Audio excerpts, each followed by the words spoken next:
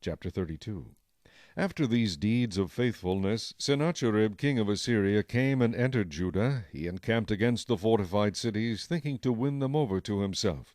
And when Hezekiah saw that Sennacherib had come, and that his purpose was to make war against Jerusalem, he consulted with his leaders and commanders to stop the water from the springs which were outside the city, and they helped him. Thus many people gathered together, who stopped all the springs and the brook that ran through the land, saying, Why should the kings of Assyria come and find much water?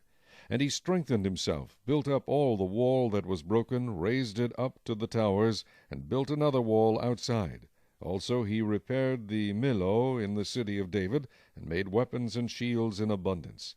Then he set military captains over the people, gathered them together to him in the open square of the city gate, and gave them encouragement, saying, Be strong and courageous. Do not be afraid nor dismayed before the king of Assyria, nor before all the multitude that is with him, for there are more with us than with him. With him is an arm of flesh, but with us is the Lord our God, to help us and to fight our battles. And the people were strengthened by the words of Hezekiah king of Judah.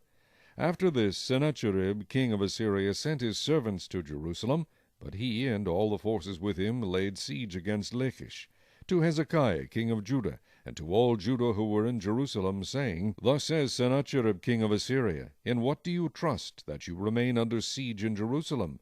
Does not Hezekiah persuade you to give yourselves over to die by famine and by thirst, saying, The Lord our God will deliver us from the hand of the king of Assyria? Has not the same Hezekiah taken away his high places and his altars, and commanded Judah and Jerusalem, saying, You shall worship before one altar, and burn incense on it? Do you not know what I and my fathers have done to all the peoples of other lands? Were the gods of the nations of those lands in any way able to deliver their lands out of my hand? Who was there among all the gods of those nations that my fathers utterly destroyed, that could deliver his people from my hand, that your God should be able to deliver you from my hand? Now therefore do not let Hezekiah deceive you or persuade you like this, and do not believe him, for no god of any nation or kingdom was able to deliver his people from my hand, or the hand of my fathers. How much less will your God deliver you from my hand? Furthermore, his servants spoke against the Lord God and against his servant Hezekiah. He also wrote letters to revile the Lord God of Israel, and to speak against him, saying, As the gods of the nations of other lands have not delivered their people from my hand, so the God of Hezekiah will not deliver his people from my hand. Then they called out with a loud voice in Hebrew to the people of Jerusalem who were on the wall, to frighten them and trouble them, that they might take the city. And they spoke against the God of Jerusalem, as against the gods of the people of the earth, the work of men's hands. Now because of this king Hezekiah and the prophet, Isaiah the son of Amoz prayed and cried out to heaven. Then the Lord sent an angel who cut down every mighty man of valor, leader and captain in the camp of the king of Assyria.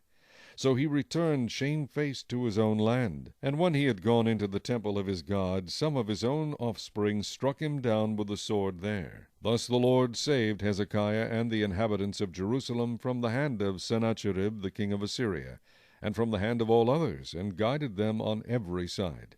And many brought gifts to the Lord at Jerusalem, and presents to Hezekiah king of Judah, so that he was exalted in the sight of all nations thereafter. In those days Hezekiah was sick and near death, and he prayed to the Lord, and he spoke to him and gave him a sign. But Hezekiah did not repay according to the favor shown him, for his heart was lifted up. Therefore wrath was looming over him and over Judah and Jerusalem. Then Hezekiah humbled himself for the pride of his heart, he and the inhabitants of Jerusalem, so that the wrath of the Lord did not come upon them in the days of Hezekiah.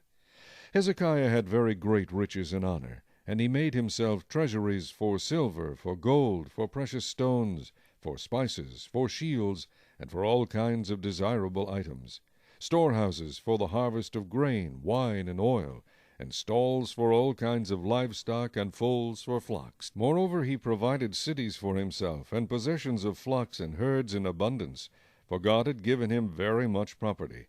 This same Hezekiah also stopped the water outlet of Upper Gihon, and brought the water by tunnel to the west side of the city of David. Hezekiah prospered in all his works. However, regarding the ambassadors of the princes of Babylon, whom they sent to him to inquire about the wonder that was done in the land, God withdrew from him in order to test him, that he might know all that was in his heart. Now the rest of the acts of Hezekiah and his goodness, indeed they are written in the vision of Isaiah the prophet, the son of Amoz, and in the book of the kings of Judah and Israel. So Hezekiah rested with his fathers, and they buried him in the upper tombs of the sons of David, and all Judah and the inhabitants of Jerusalem honored him at his death. Then Manasseh his son reigned in his place.